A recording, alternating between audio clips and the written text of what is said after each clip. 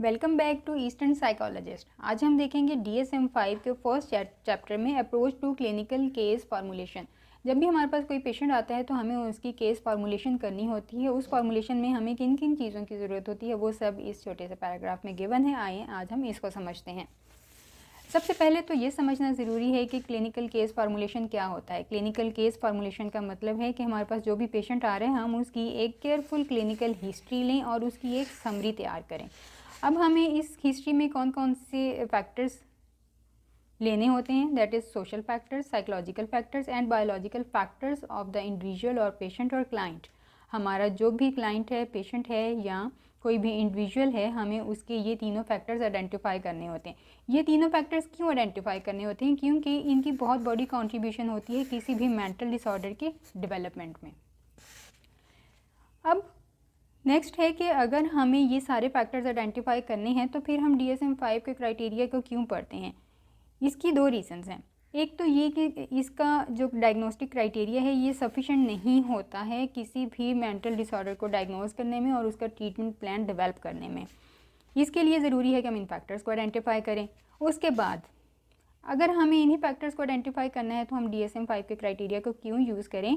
क्योंकि diagnostic criteria जो इस DSM-5 के अंदर गिवन है उससे ये अश्योर हो जाता है और हमारे पास एक रिलायबल असेसमेंट आ जाती है क्लिनिकल जजमेंट, क्योंकि क्लिनिकल जजमेंट बहुत इंपॉर्टेंट होती है। सो क्लिनिकल जजमेंट के लिए बहुत ज़रूरी है कि हम डायग्नोस्टिक क्राइटेरिया में से signs and symptoms, duration and onset को भी वेरीफाई करें ताकि हमारी जो भी असेसमेंट है वो रिलायबल हो जाए। अगर हम इसको रिलायबल असेसमेंट के लिए हमें DSM-5 के क्राइटेरिया की ज़रूरत है तो फिर ये जो फैक्टर्स हैं जो हमने यहाँ पे बात की, ये सारे फैक्टर्स इनको फिर आइडेंटिफाई करने की हमें क्यों ज़रूरत है? क्योंकि जो भी हमारे पास DSM-5 के अंदर क्राइटेरियाज दिए गए हैं ये बहुत लिमिटेड इसमें कलेक्शन है, सिलेक्शन है या रेंज है ह्यूमन इमोशंस की, रिस्पॉन्सेस की, जो भी उनके इंटरनल या एक्सटर्नल स्ट्रेसर्स होते हैं, इंटरनल एंड एक्सटर्नल स्ट्रेसर्स। और इन इंटरनल और एक्सटर्नल स्ट्रेसर्स को लेके ह्यूमंस के जो भी इमोशंस होते हैं वो बहुत लिमिटेड है। लिमिटेड उनकी कलेक्शन है, उनकी रेंज है और उनकी सिलेक्शन है। दैट्स वाई हमें ये फैक्टर्स आइडेंटिफाई करने होते हैं। अब ये स्ट्रेसर्स हमें क्यों मेंटेन करने होते हैं? क्योंकि ये स्ट्रेसर्स एक ऐसी चीज़ हैं जो हमारे बॉडी का एक होम्योस्टैटिक बैलेंस मेंटेन रखते हैं without disruption in mental normal functioning. हमारा जो भी नॉर्मल फंक्शनिंग होती है ये स्ट्रेसर्स स्लो एंड स्टेडी कुछ इस तरह से वर्क कर रहे होते हैं, हमारे होम्योस्टैटिक को इस तरह से बैलेंस कर रहे होते हैं कि हमारी नॉर्मल फंक्शनिंग भी डिस्टर्ब नहीं होती और अनफॉर्चुनेटली हमारे हार्मोन्स और हमारे ब्रेन स्ट्रक्चर, केमिकल केमिस्ट्री वो सारी यहाँ पे डिस्टर्ब हो रही होती है इन फैक्टर्स की वजह से। नो नेक्स्ट, ये फैक्टर्स अब हम किस तरह से आइडेंटिफाई करेंगे, किस तरह से रिकॉग्नाइज करेंगे? एक क्लिनिकल ट्रेनिंग के लिए बहुत ज़्यादा ज़रूरी है कि हमें ये पता हो कि हम इन फैक्टर्स को किस तरह से रिकॉग्नाइज कर सकते हैं।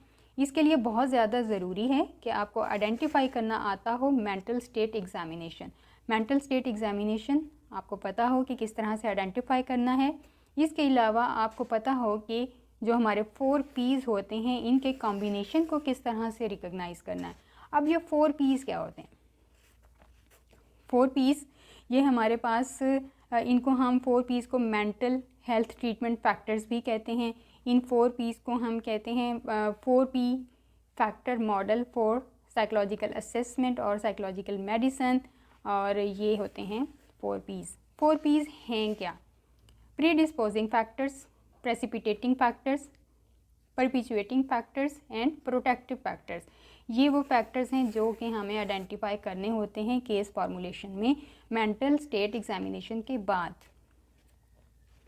अब ये 4 P's का मकसद क्या होता है? इस फॉर्मुलेशन में हम पूछते हैं कि क्या आपके साथ गलत हुआ, कैसे हुआ,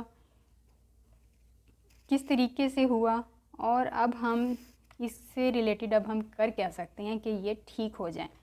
सो ये सारे फैक्टर्स जो होते हैं ये कंट्रीब्यूट करते हैं किसमें? साइकोपैथोलॉजिकल कंडीशन में। हमारी जो भी मेंटल हेल्थ होती है, मेंटल डिसऑर्डर्स होते हैं, उनकी कंडीशन में उनके साइंस एंड सिम्टम्स में इनका बहुत ज़्यादा रोल होता है, क्योंकि अगर ये हमारे साइकोपैथोलॉजिकल कंडीशन में ये अपनी इनकी कंट्रीब्यूशन होगी तो हमारे जो भी साइंस एंड सिम्टम्स होते हैं हमारे वो नॉर्मल रेंज से एक्सीड कर जाते हैं। क्या कर जाते हैं? एक्सीड कर जाते हैं। नाउ ये केस फॉर्मुलेशन में इन 4 P's को आइडेंटिफाई करने के बाद अब हमारा नेक्स्ट है, हमें ये पता होना चाहिए कि ये जो भी हम केस फॉर्मुलेशन कर रहे हैं, इन फैक्टर्स को आइडेंटिफाई कर रहे हैं, ये हम जो भी हमारी इन्वायरमेंटल, सोशल, बायोलॉजिकल फैक्टर्स हैं वो किस तरह से हमारे इमोशंस, बिहेवियर्स और हमारे ओवरऑल फिजियोलॉजिकल स्ट्रक्चर को वो किस तरह से इफ़ेक्ट कर रहे हैं, ये जानना क्यों ज़रूरी है? ये जानना इसलिए ज़रूरी है क्योंकि हमें इसमें एक कम्प्रीहेंसिव ट्रीटमेंट प्लान इंडिविजुअल के कल्चर और उसके सोशल कॉन्टेक्स्ट के अकॉर्डिंग कम्प्रीहेंसिव ट्रीटमेंट प्लान बनाने में काफ़ी ज़्यादा हेल्प हो जाती है। Predisposing factors, precipitating factors, perpetuating factors and protective factors, ये ऐसे फैक्टर्स हैं कि इनकी हेल्प से हम इंडिविजुअल की भी हेल्प कर सकते हैं, इंडिविजुअल की फैमिली की भी फैमिली थेरेपी कर सकते हैं, उनको भी बता सकते हैं कि किस तरह से हम चीज़ों को लेके चल सकते हैं कि आपका पर्सन बिल्कुल ठीक हो जाएगा या उसकी ये सिम्टम्स, साइंस मेंटेन हो जाएंगे और उसका बिहेवियर काफ़ी हद तक मॉडिफाई हो जाएगा। इन सब चीज़ों के लिए आपकी क्लिनिकल प्रैक्टिस बहुत ज़्यादा ज़रूरी होती है। सो क्लिनिकल प्रैक्टिस कैसे होगी? डेफिनेटली पहले हमें वो चीज़ें सिखाई जाएंगी, उसके बाद हम उसको प्रैक्टिकली अप्लाई करेंगे, तभी हमारी क्लिनिकल ट्रेनिंग होती है। So clinical training is very important to identify the 4 P's and to identify the mental state examination और to identify the mental state of the person और द पेशेंट और the individual. Now keep in mind, जो भी हमारे पास case होता है, कोई disorder होता है किसी पेशेंट को या फिर कोई क्लाइंट है जिसकी काउंसलिंग करनी है, तो उससे रिलेटेड जो भी रिकमेंडेशंस होंगी या सिलेक्शन होगी या most appropriate evidence based treatment options होंगी हमारे पास, वो सारी की सारी इस मैनुअल के अंदर गिवन नहीं है। सो क्या है? रिकमेंडेशंस हैं, सिलेक्शंस हैं, ट्रीटमेंट ऑप्शंस हैं, तो ये तीनों चीज़ें हमारे मैनुअल के अंदर गिवन नहीं है। एबनॉर्मल साइकोलॉजी में हम जस्ट डिसऑर्डर्स को स्टडी करते हैं कि कौन से डिसऑर्डर्स का क्या स्पेसिफिक डायग्नोस्टिक क्राइटेरिया होता है। इसके अलावा हम उस पे कौन कौन सी थेरेपीज़ अप्लाई करते हैं और किस तरह से अप्लाई करते हैं वो इसमें गिवन नहीं है। उसके लिए हम अलग सब्जेक्ट पढ़ते हैं। थेरेपीज़ को पढ़ने के लिए हम साइकोथेरेपीज़ पढ़ते हैं और फिर थेरेपीज़ को इन डिसऑर्डर्स पे किस तरह से अप्लाई किया जाता है उसके लिए हम पढ़ते हैं clinical psychology. Now I hope आपको क्लिनिकल केस फार्मूलेशन क्या होती है ये समझ आ गया होगा। क्लिनिकल केस फार्मूलेशन में एक तो हमें फैक्टर्स आइडेंटिफाई करने होते हैं और उस ताकि हम एक प्रॉपर ट्रीटमेंट प्लान डेवलप कर सकें। अब उसके फैक्टर्स की आइडेंटिफिकेशन में हमें मेंटल स्टेट एग्जामिनेशन भी लेना होता है और उसके अलावा हमें 4 P's भी आइडेंटिफाई करने होते हैं। तो नेक्स्ट लेक्चर में हम यही देखेंगे कि मेंटल स्टेट एग्जामिनेशन क्या होता है, इसका पर्पस क्या होता है साइकोलॉजिकल असेसमेंट में। इसके लिए जो हम एक्रोनिम यूज़ करते हैं, एक्रोनिम क्या होता है? एक ऐसा लफ्ज़ होता है जो मुख्तलिफ अल्फाज के शुरू के हरूफ से मिलकर बना हुआ होता है। एक्रोनिम यहाँ पे हम मेंटल स्टेट एग्जामिनेशन में जितनी भी हमने स्टेटस एग्जामिन करने होते हैं हम उसको एक एक्रोनिम एक वर्ड बना लिया है हमने उसके इनिशियल का, जिसे हम कहते हैं aseptic technique. Aseptic technique in MSE। MSE means mental state examination. So A for appearance and behavior, S for speech की rate, tone, volume and quality, then E emotions, mood and affect, P perception, T for thoughts, form, content and possession, and then I for insight and judgment, then C for cognition।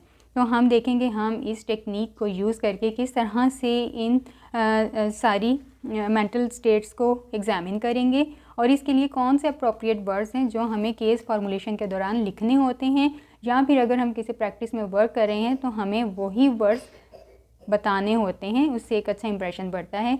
सो हम इनकी वो specific terms next हम इंशाल्लाह पढ़ेंगे। इसके अलावा हम 4 P's देखेंगे कि 4 P's मेंटल हेल्थ ट्रीटमेंट में इन फैक्टर्स को हम किस तरह आइडेंटिफाई करते हैं और इसके लिए हम एक प्रॉपर एक टेबल होता है हमारे पास, इस टेबल में हम ये चारों फैक्टर्स लिख देते हैं। इन फैक्टर्स में हम आइडेंटिफाई करते हैं biological, psychological and social factors को, जिसको हम कहते हैं बायो साइको सोशल अप्रोच।